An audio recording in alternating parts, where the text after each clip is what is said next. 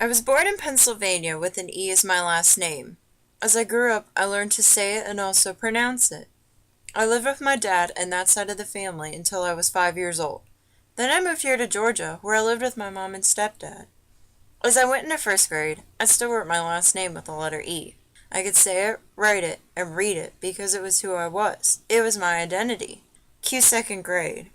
My mom told me one morning I wasn't going to school, and so me, her, and my stepdad all piled into our car.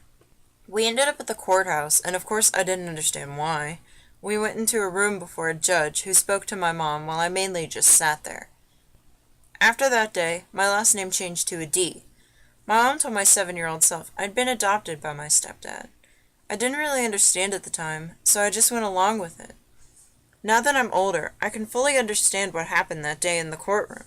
I was adopted, but not in the sense I'm an orphan, but by my stepdad. He's not my biological father, but my legal one, which is why my last name changed that day. And I'm grateful for it since he's been a better dad to me than my genetic one ever could. This is why I believe that true parental love can come from anyone who's willing to step up as a parent. My dad took me to father-daughter dances and coached me during many years of softball. He came to my marching band competitions, and even though he didn't understand the rules, my lacrosse games. So yes, my dad is the greatest, and even though we share no genetic ties, he'll always be my one and only true dad.